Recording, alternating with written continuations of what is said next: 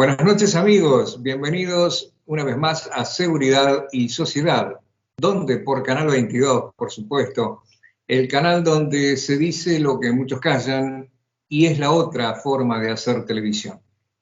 Y siguiendo con el análisis de la realidad que tanto preocupa a la sociedad, hoy entramos en un tema que es difícil de entender para quien es un lego en la materia. Y concretamente explicarnos qué está pasando con el mundo. Ya no vamos a hablar del delito, del terrorismo, sino que vamos a hablar del mundo que se está quejando. Y el mundo hace sentir su queja de manera cruel, a través de tsunamis, movimientos telúricos, la fricción de las placas tectónicas que ya nos van a explicar debidamente. Yo soy un lego en esta materia y no quiero hacer intrusismo. Y por eso hemos invitado a alguien que sabe y mucho de este tema, que es la doctora Claudia Bahamonde. La doctora Claudia Bahamonde tiene un bonus, además de médica, es geóloga, y ya le damos la bienvenida, la invitamos a que se presente. Buenas noches, Claudia, un gusto tenerla en nuestro programa. Hola, buenas noches Luis, y un gusto estar con ustedes. Un placer. La invitamos a que nos diga un poco de sus títulos y honores, así el público la conoce, y para luego desarrollar nuestro tema que es ¿por qué nos movemos? Sí, bueno, yo soy médica, recibida de la UBA, soy cardióloga también, trabajo en el Hospital Británico y soy licenciada en Geología de la Facultad de Ciencias Naturales y Museos de la Universidad de La Plata. Perfecto. No Sí. es poco, No. caramba. Sí, tengo 2 carreras. Bárbaro. Y una vida, supongo, además, pero increíble. Sí, sí. Muy bien, muy bien. Bueno, vamos entonces un poco a las preguntas difíciles que son lo que caracterizan a este programa, ¿no? Nosotros como Stigman, en una vuelta más, hacemos preguntas incómodas. Entonces la pregunta es, ¿qué está pasando con el mundo? Que está patas arriba, ya no por la pandemia, las guerras, nada. El mundo solo se está quejando. ¿Qué es lo que está pasando concretamente en el día de hoy vamos a hacer hincapié en las placas tectónicas? ¿Qué son? ¿Por qué se mueven? ¿Y qué producen? ¿No? Sí. Bueno, me gustaría mostrarles un PowerPoint que les preparé sobre las placas tectónicas. En ella vamos a tener a un personaje muy interesante que se llama Alfred Wegener, que este personaje fue el que comenzó con la idea de la deriva continental, con el movimiento de las placas. Él era un meteorólogo, un geofísico, estudió en Groenlandia y es el padre de la deriva continental.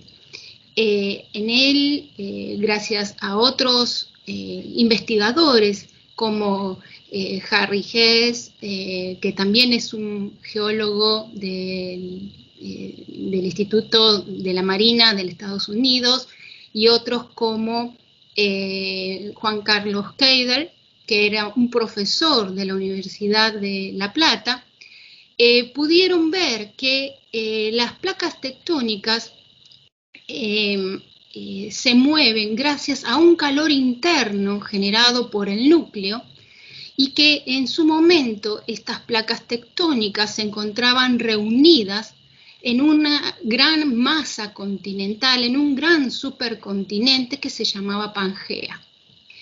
Y ese continente, este supercontinente, se fue partiendo, y Wegener, junto con Keider, descubrieron que este rompecabezas de estos continentes se podían volver a reunir, como por ejemplo los límites de América del Sur con África, y tienen una gran coincidencia no solamente en la forma de las costas, sino también, digamos, en las características geológicas, por el tipo de rocas, el tipo de montañas. Hay una continuidad entre las montañas de Sierra de la Ventana con montañas del sur de África. No solamente hay una continuidad geológica, sino también paleoclimática. Esta gran Pangea nucleaba a muchos de los continentes actuales en una gran masa una masa glaciar. Pero no solamente con eso, sino también tenemos evidencias paleogeográficas, ese casquete glaciar sería una evidencia paleoclimática, pero también tenemos evidencia paleontológica con respecto a los fósiles que encontramos, los tipos de dinosaurios, las diferentes especies que encontramos, que son parecidas e iguales en todas ese gran supercontinente, lo mismo que las plantas. Eso explicaría, doctora, eso explicaría, por ejemplo, que en los Andes, que es un afloramiento producto de la fricción de placas, según entiendo, aparezcan fósiles marinos. Eso es, digamos, los fósiles marinos es por una cuenca en su momento antes de que aparezcan los Andes. Pero cuando los investigadores como Heidel, Hess, Wegener, por ejemplo, Hess descubrió que había una expansión, una creación de placa, una expansión de la corteza, una zona de generación de nueva corteza, que justamente son las dorsales oceánicas, pero a su vez hay una zona de destrucción de placa, que son bordes en donde las placas se hunden, porque hay competencia por el lugar. Claro. Entonces, en una zona vamos a tener, por ejemplo, en toda la zona del Atlántico, una zona de generación de placas. Y por el otro lado, vamos a tener una zona de convergencia de placas, que es una zona de destrucción de placas. Y eso es ¿Dónde está la falla de San Andrés, por ejemplo? Sí, también. O sea, por ejemplo, tenemos en Argentina y Chile, compartimos un borde de placa convergente, que... ¿Hola? Sí. Sí, se había cortado, pensé que se había cortado. No. Borde Adelante. Convergente, en donde vamos a tener una placa, por ejemplo, una placa que se llama Nazca, y otra placa continental que se llama Sudamericana. Estas placas van a competir por el lugar. Entonces, esta placa que se llama Nazca es una placa que tiene una característica que es más densa, más pesada, con minerales llenos de agua. Por lo tanto, al tener mayor densidad, se va a hundir. Y por el otro lado se va a enfrentar con otra placa, que es la placa sudamericana, que es una placa continental, que tiene menos densidad. Por lo tanto, ambas van a competir y se van a friccionar entre ellas, van a competir por el mismo lugar. Pero, gracias a que esta placa es más pesada, se hunde por la mayor densidad, cuando llega a una cierta temperatura y profundidad, comienza la deshidratación de los minerales que la componen. Eso forma una línea de agua. Esta línea de agua por debajo de la placa continental hace que se produzca una fusión parcial de los minerales y hace a la formación de una línea de volcanes paralelo a las placas. Entonces, vamos a tener en esta zona que se llama zona de subducción, una línea de volcanes, y paralelamente hay una arruga de todos los sedimentos que hacen a la formación de la cadena de los Andes. Por eso vamos a tener una cadena de los Andes paralela a una cadena volcánica, de edificios volcánicos. Pero para que esto se produzca, tiene el ángulo entre ambas placas, más o menos tiene que ser de 30 grados. Porque si no es de 30 grados, no se produce el hundimiento de esta placa más densa y por ende, al no hundirse a alta profundidad y a alta presión y a alta temperatura, no se produciría su deshidratación de los minerales componentes y por ende no se produciría esa línea de agua y por ende la línea de volcanes. Es así como que en toda la cordillera de los Andes, o en todo el límite entre Argentina y Chile, por ejemplo, vamos a tener una zona en donde ese ángulo de Benioff no es de 30 grados, es de 5 grados. Entonces, esa temperatura, ese ángulo no alcanza para que se produzca el hundimiento de esta placa más densa, por ende, no va a haber una deshidratación de los minerales y no va a haber una cadena montañosa.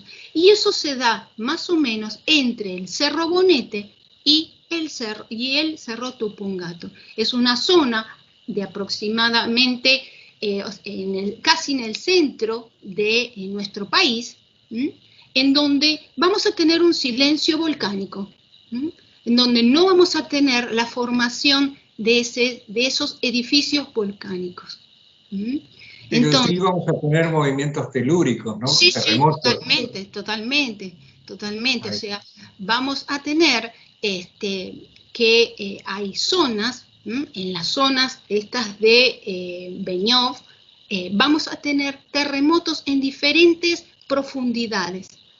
Terremotos que se van a producir entre los 30, 70 o más de 70 kilómetros, donde vamos a tener una zona de terremotos superficiales, medios y profundos. Y con eso vamos a encontrar la distribución de estos focos, estos centros de movimiento telúrico. ¿Y cómo es posible prever, para que la gente lo entienda, ¿no? Yo sé que se hacen cosas como para prevenir en el tiempo y generar una reacción ante un movimiento telúrico, por ejemplo, en el Océano Pacífico, que desemboque en un tsunami y que traiga problemas como Fukushima en Japón y demás. ¿Qué es lo que se hace para mantener bajo observación estas placas tectónicas? ¿Qué hacemos nosotros, la gente? Bueno, cada zona, o sea, cada región, cada volcán tiene su propia historia. Así como un paciente tiene su propia historia clínica, cada volcán también tiene su propia historia clínica, su propia historia geológica e histórica. Entonces, conociendo si en la zona aledaña a un volcán el tipo de movimientos, el tipo de manifestaciones, por ejemplo, de formación, el cambio de gases, diferentes elementos químicos que puedan aparecer en las aguas, uno puede, digamos, acercarse al momento en el cual puede producirse una erupción. Digamos, siempre hay que estudiar detalladamente cada zona, cada lugar. Es un trabajo muy importante el que se hace, el que hacen los diferentes centros que se dedican a esto. Sí, creo que es tan importante como quienes se dedican a registrar los meteoritos que puedan llegar a impactar en la estratosfera. Me parece que es de una importancia superlativa. Y hablando de esto, ¿qué hay de cierto con las trompetas del cielo? ¿Qué es esto de que cuando las placas tectónicas friccionan aparecen unos sonidos extraños que se escuchan en todo el mundo y que dicen que preceden a los terremotos, ¿no? De eso no tengo tanta información, pero de eso la verdad que no tengo información sobre esos sonidos. Porque dicen que aparecen en todo el mundo y preceden los terremotos. En algunos casos ha pasado, en otros no. Por eso está a mitad de camino de ser una leyenda urbana y de ser una realidad.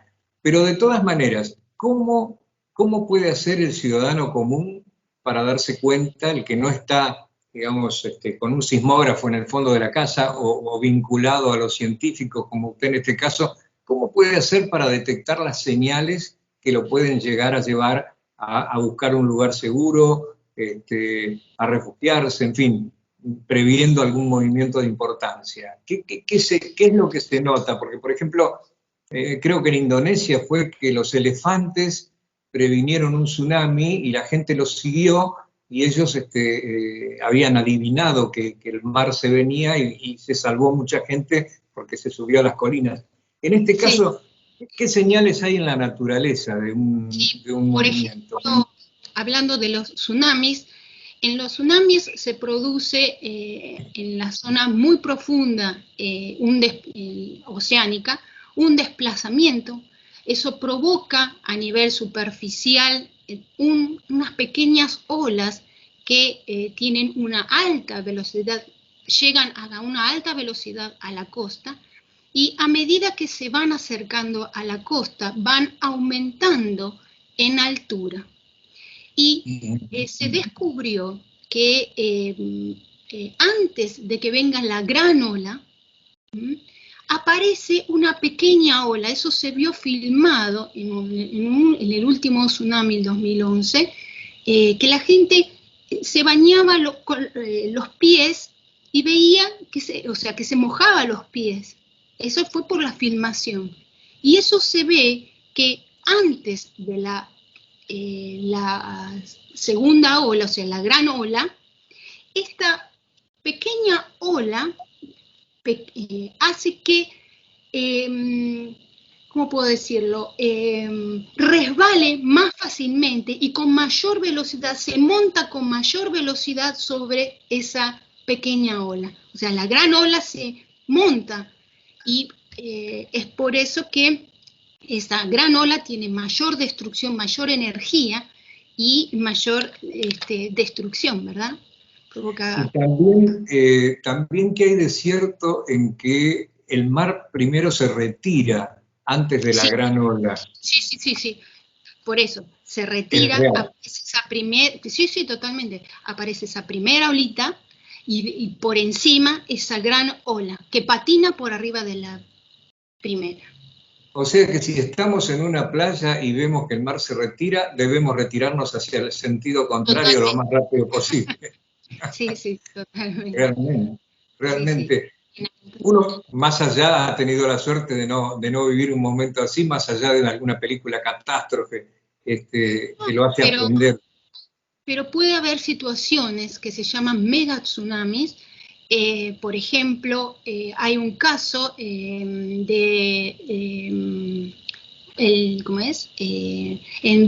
Bouillon, la gran presa de Bouillon, que se encontraba en el norte de Italia. Sobre eso no me acuerdo bien la fecha, pero en 1960 y pico se produjo un gran deslizamiento de tierra sobre esa zona de la represa.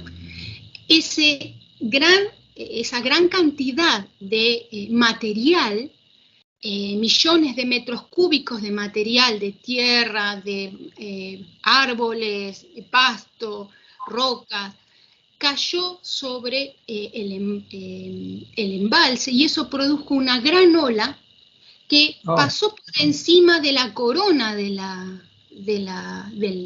presa e inundó a toda la región y a toda esa ciudad de Bayonne, y murieron muchas personas. Increíble.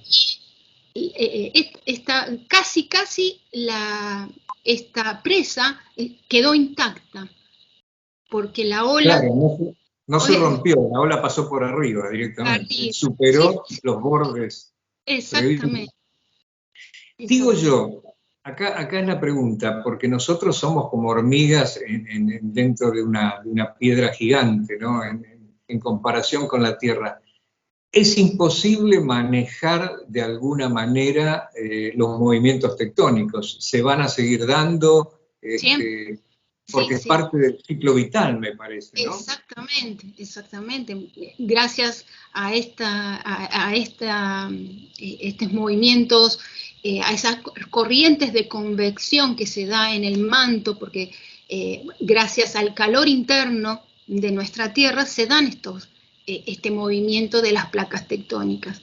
Hay placas tectónicas que se están separando, hay placas tectónicas que están convergiendo, hay placas tectónicas que se están moviendo de manera que acomodan su lugar, y eso da los diferentes bordes entre placas, bordes de origen de placa, o sea, bordes divergentes, bordes convergentes de destrucción de placa y bordes transformantes, que son bordes donde se acomodan.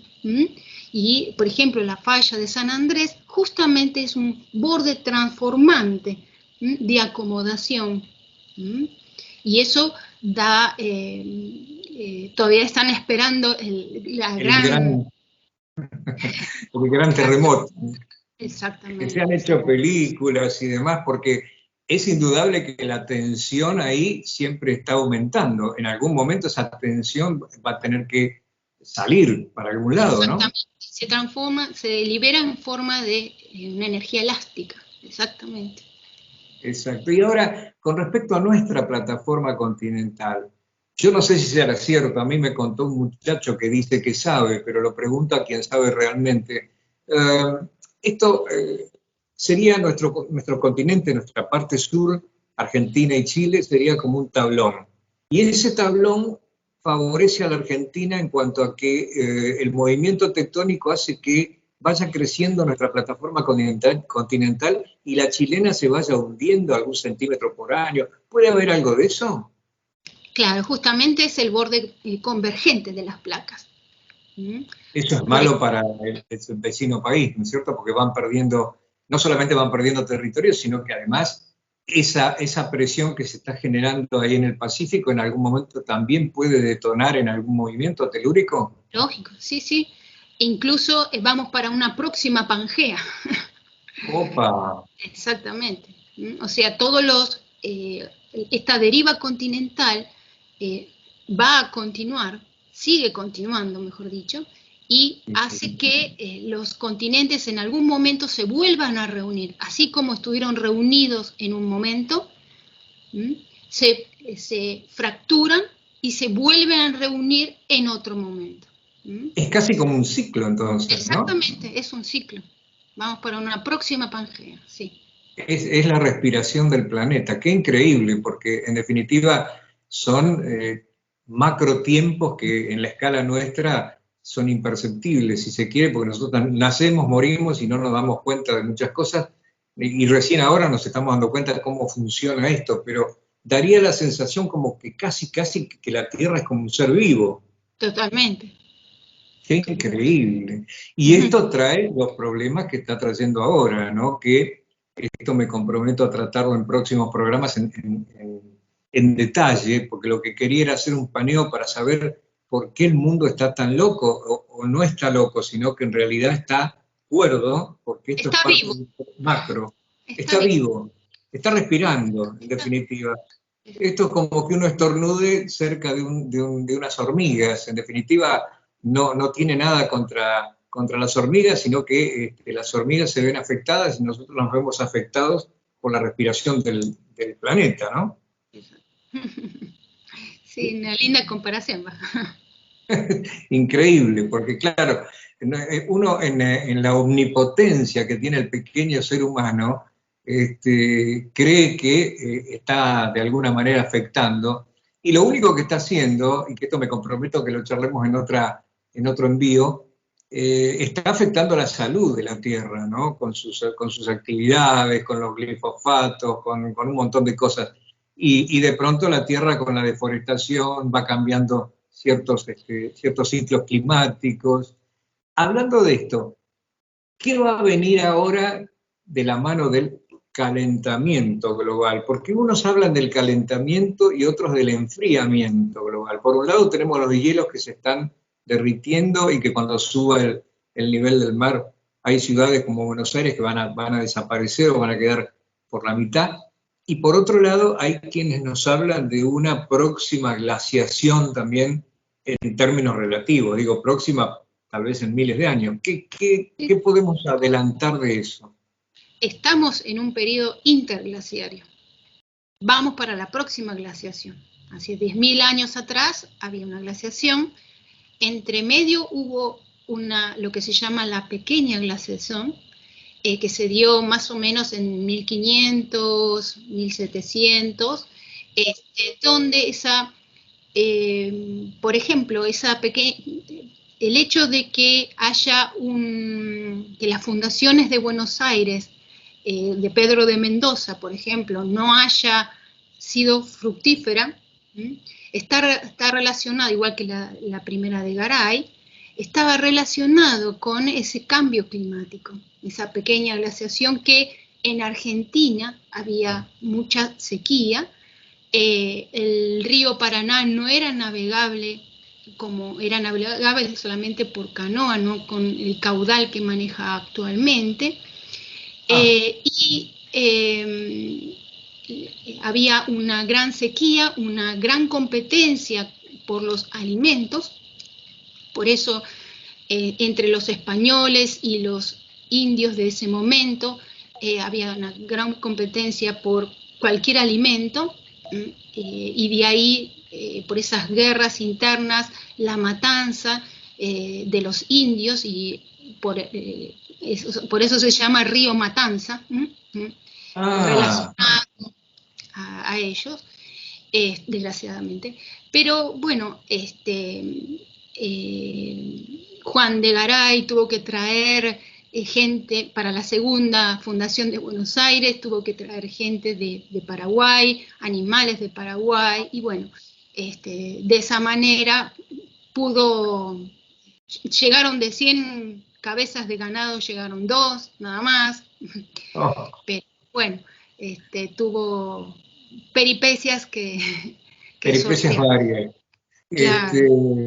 Me hace acordar una película de Herzog, Aguirre, La ira de Dios, ¿no? que es bastante interesante, una película alemana que narra también las aventuras y desventuras de un loco dentro del Amazonas y muestra la crudeza de pronto de los medios, que uno parece que todo está bien, pero no está tan bien. Conseguir la subsistencia. Hoy estamos en un periodo, entonces, digamos, de jolgorio, si se quiere, a nivel alimenticio, y vamos camino a otras épocas quizás más difíciles en cuanto a eso, ¿no?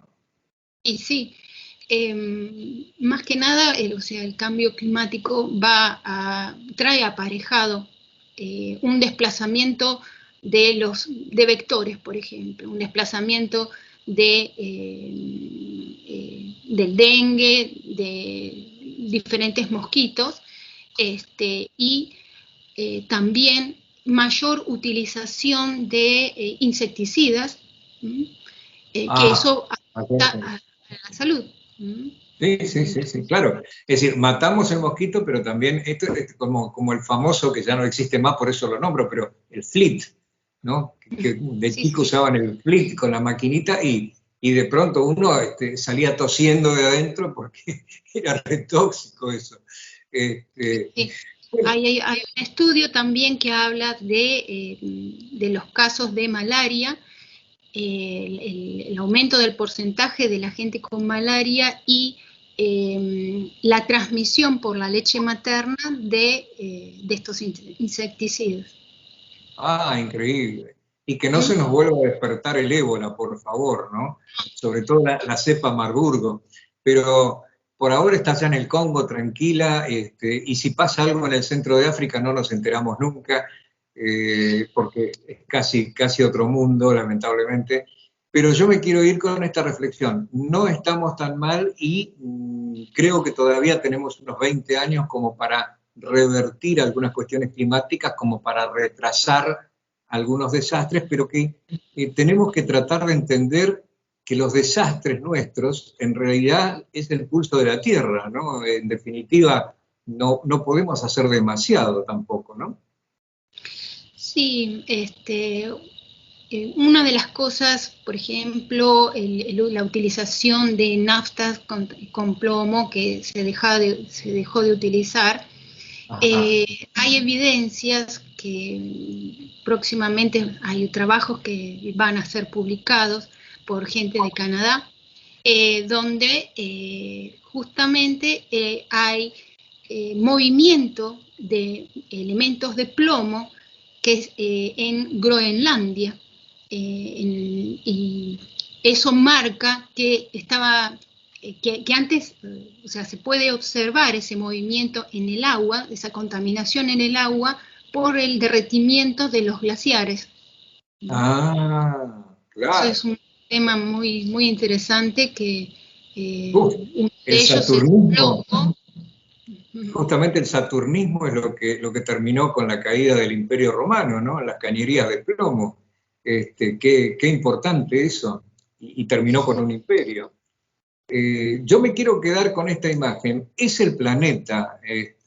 No somos nosotros tampoco hacemos mucho para ser demasiado ecológicos, pero independientemente de eso es la respiración del planeta, en definitiva, estas idas y venidas. Lo que hay que hacer es tener gente como usted que sepa y que sepa advertir a tiempo lo que viene. Me parece que el sustrato es ese, ¿verdad?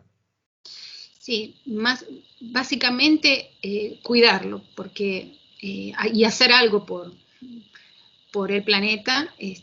Los niños están más educados en el reciclaje de las cosas, de los materiales, en el uso del plástico, y bueno, tratar de revertir más que nada la tira de plásticos en los océanos, porque ya se ven en las costas, en la parte norte de América del Norte, ya se observan como manchas blancas en agua de microplástico. Así que tenemos que hacerle caso a los niños que están aprendiendo muchísimo. Tenemos que aprender de los niños, como de costumbre. Tenemos que aprender a veces de los que no saben, pero sí sienten, y esto es importante.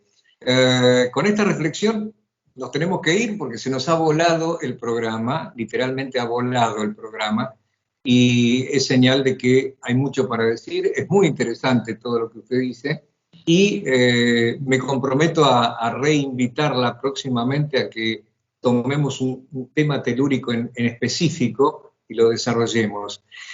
Y ya me despido, amigos, con esto, hasta la semana que viene, diciéndoles más que nunca ahora, ¿no? Después de haber escuchado estos comentarios, más que nunca hagamos entre todos que esto valga la pena. Que tengan buenas noches.